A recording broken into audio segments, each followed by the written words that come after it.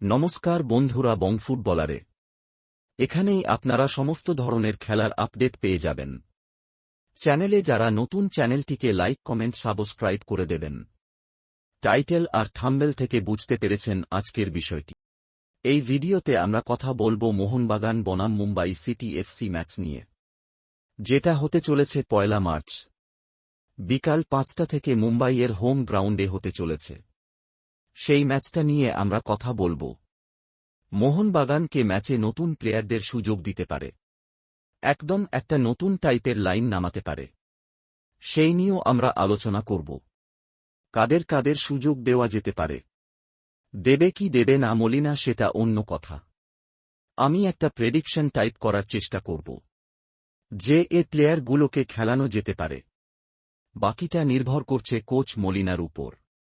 মোট কথা interesting video হবে, শেষ পর্যন্ত দেখতে থাকো। মুম্বাই বনাম মোহনবাগান ম্যাচ যখন হয় সব সময় একটা আলাদা ভাইব থাকে, কিন্তু এবছর এটা একদম কমে গেছে। মুম্বাই সিটিজ থেকে যে ফুটবল আশা করে সেটা একদম খেলতে পারছে না, এবং মোহনবাগান অলরেডি চ্যাম্পিয়ন হয়ে গেছে। যারা আইএসএল সূচি বানিয়েছিল তারা ভেবেছিল গোয়া অথবা মুম্বাইয়ের সাথে মোহনবাগানে সেল ডিসাইডার ম্যাচ হবে, তাই এই দুটো ম্যাচ লাস্টে রাখা হয়েছিল।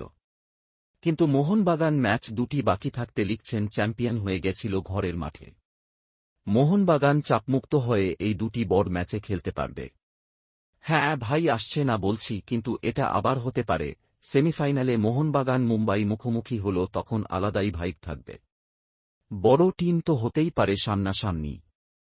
আমার মতে এই চাপমুক্ত ম্যাচে ইয়ংস্টারদের সুযোগ দিয়ে দেখতে পারে কোচ মলিনা।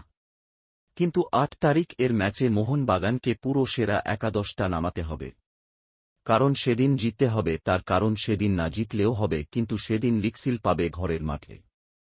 গোয়ার মাঠে গিয়ে মোহনবাগান হেরে এসেছিল 2-1 গোলে, তার বদলা সেদিনই হবে। এই ম্যাচটা যদি হেরে যায় তাহলে অবশ্যই কিন্তু শিল্ড নেওয়ার অতটা ফিলিং আসবে না।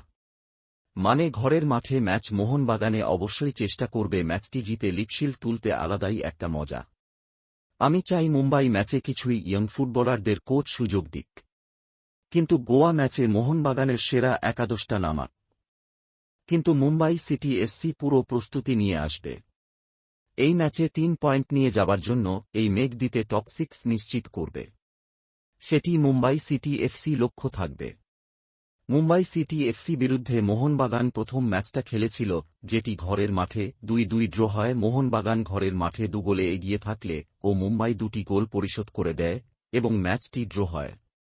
এই সিজনে মুম্বাইয়ের প্লেয়ারদের থেকে হতাশজনক পারফরম্যান্স পাওয়া গেছে, কিন্তু মোহনবাগানে একটাই চিন্তার বিষয়, শুভাশিস বোসের হলুদ কার্ড রয়েছে। ছোটি আরেকটা হলুদ কার্ড দেখলে আরেকটি ম্যাচ সাসপেন্ড হয়ে যেতে পারে।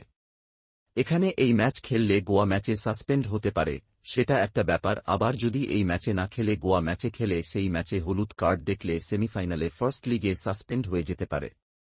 লিগ শেষ হলে এই কার্ডগুলোর আর কোনো গুরুত্ব থাকবে না, তবে যদি শেষ ম্যাচেও কার্ড দেখে লিগের এখানে কিন্তু সেমিফাইনালে ফার্স্ট লিগে সাসপেন্ড হতে পারে। এটা একটা ফ্যাক্টর থাকে। গোয়া ম্যাচে কি শুভাশিস রেস্ট দেবেন সেটাই দেখার। শুভাশিস বোসের একটু কার্ড নিয়ে সমস্যা আছে। আমরা জেসন কামিন্সকে পাব না এই ম্যাচে, কারণ তার 3টি হলুদ কার্ড ছিল। গত ওডিশা ম্যাচে ডিমির সাথে সেলিব্রেশন করায় তাকে একটি হলুদ কার্ড দিয়েছিল রেফারি। আমার মতে মোহনবাগানে প্লেইং 11 যা হতে পারে: গোলে ধীরাজ সিং, 4 ডিফেন্সে দিব্যেন্দু, টম, সৌরভ, আমানদীপকে এবং সেন্ট্রাল মিডফিল্ডে অভিষেক এবং থাপাকে খেলাক। টাংরি এবং আপুলিয়া পরপর অনেকগুলি ম্যাচে খেলেছেন। উইঙ্গারদের কথা বলা হলে আশিককে বাঁ দিক দিয়ে শুরু করাতে পারে, ডান দিক দিয়ে শুরু করতে পারেন, সালাউদ্দিনকে সুযোগ দিতে পারেন। নম্বর 10 হিসাবে দিমিত্রি পেট্রাটোসকে খেলাতে পারে, স্ট্রাইকার হিসেবে খেলাতে পারে সুহেল ভাটকে। আমার মতে এই একাদশটা নামাতে পারে কোচ মলিনা।